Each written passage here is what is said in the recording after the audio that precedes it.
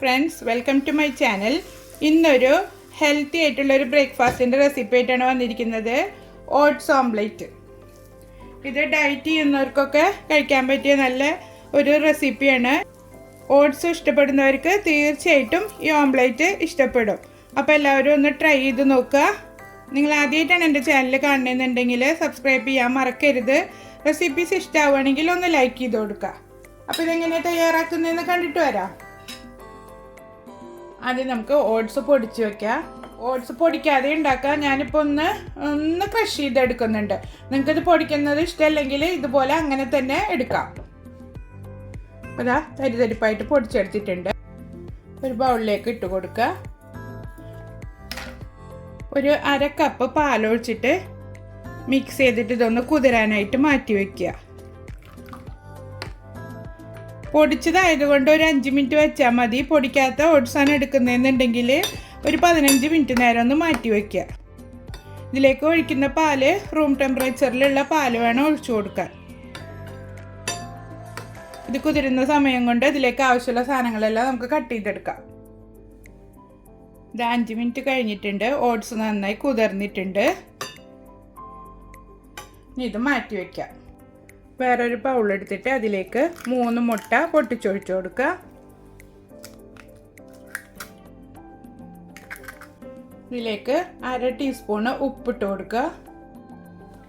1/4 teaspoon കുരുമുളക് പൊടിയും കൂടി ഇട്ടിട്ട് നന്നായി ഒന്ന് ബീറ്റ് ചെയ്തെടുക്കുക. ഇപ്പം നമ്മുടെ ഓംലെറ്റിലേക്കുള്ള ഉപ്പാണ് നമ്മളിതിൽ ഇട്ട് കൊടുത്തത്. ഇനി വേറെ ഉപ്പൊന്നും നമ്മൾ ചേർക്കില്ല.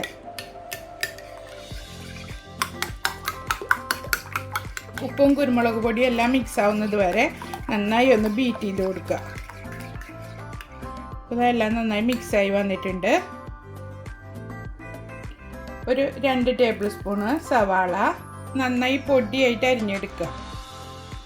2 table spoon capsicum, 2 table spoon തക്കാളി. ഇതിൻ്റെ കുരുവെല്ലാം നീക്കിയിട്ട് പൊടിയായി കട്ട് ചെയ്തെടുത്തതാണ്. 2 ടേബിൾ സ്പൂണോളം ക്യാരറ്റ്, ഒരു പച്ചമുളക് നിങ്ങളുടെ എരിവിനനുസരിച്ചിട്ട് എടുക്കുക. ഒരു 2 ടേബിൾ സ്പൂണ് മല്ലിയിലയും അരിഞ്ഞത് ഇട്ട് കൊടുത്തിട്ട് നന്നായി മിക്സ് ചെയ്തെടുക്കുക.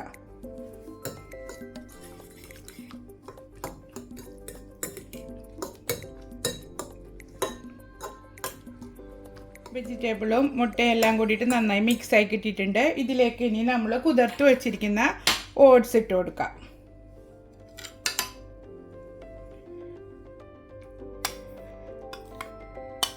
ഓട്സ് ചേർത്തതിന് ശേഷം നന്നായി മിക്സ് ചെയ്ത് കൊടുക്കുക. ഇത് നമുക്ക് ബ്രേക്ക്ഫാസ്റ്റ് ആയിട്ടും ഡിന്നറായിട്ടും ഒക്കെ ഉണ്ടാക്കിയെടുക്കാം. ഡയറ്റ് ചെയ്യണവർക്കൊക്കെ നല്ലൊരു ബ്രേക്ക്ഫാസ്റ്റാണിത്. ഓട്സ് നല്ല പോലെ ഇതിൽ മിക്സായി കിട്ടണം. എല്ലാം നന്നായി മിക്സായി കിട്ടിയിട്ടുണ്ട്. ഇനി നമുക്ക് ഓംലെറ്റ് റെഡിയാക്കാം. പാൻ നന്നായി ചൂടാക്കി എടുത്തിട്ടുണ്ട്. അതിലേക്ക് ഒരല്പം ഓയിൽ ഒഴിച്ചിട്ട് ഒന്ന് സ്പ്രെഡ് ചെയ്ത് കൊടുക്കുക. നിങ്ങൾക്കിത് വേണമെങ്കിൽ ബട്ടറിൽ ഉണ്ടാക്കിയെടുക്കാം. ഇതിലേക്ക് നമുക്ക് ഒഴിച്ചു കൊടുക്കാം. പകുതി ഒഴിച്ചിട്ട് എല്ലാ ഭാഗത്തേക്കും ഒന്ന് സ്പ്രെഡ് ചെയ്ത് കൊടുക്കുക. ഓയിലിന് പകരം നിങ്ങൾക്ക് ബട്ടറും യൂസ് ചെയ്യാം കേട്ടോ. എന്നിട്ട് അടച്ച് വെച്ചിട്ട് ഒരു 2-3 മിനിറ്റ് ഇതൊന്ന് കുക്ക് ചെയ്തെടുക്കാം. ഇതിപ്പോൾ വലിയ പാനാണെങ്കിൽ നമുക്ക് ഒരുമിച്ച് തന്നെ ഒഴിച്ചിട്ട് ഉണ്ടാക്കാം. ഞാനത് 2 പ്രാവശ്യമായിട്ടാണ് ഉണ്ടാക്കിയെടുക്കുന്നത്. 2-3 മിനിറ്റ് ആയിട്ടുണ്ട്. ഇനി നമുക്കിതൊന്ന് മറിച്ചിട്ട് കൊടുക്കാം.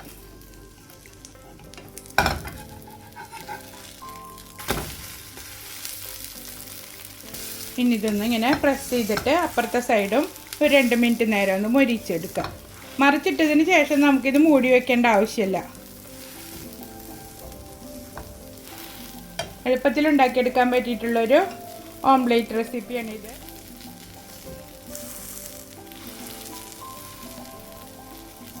അപ്പുറത്തെ സൈഡും കുക്കായിട്ടുണ്ട്. ഇനി നമുക്കിത് പാനിൽ നിന്ന് മാറ്റാം.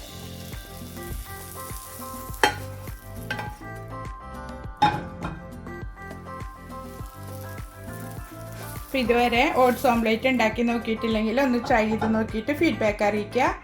അപ്പോൾ എല്ലാവർക്കും ഇഷ്ടപ്പെട്ടിട്ടുണ്ടാവുമെന്ന് കരുതുന്നു. അടുത്തൊരു വീഡിയോയുമായിട്ട് വീണ്ടും കാണാം. Thank you for watching.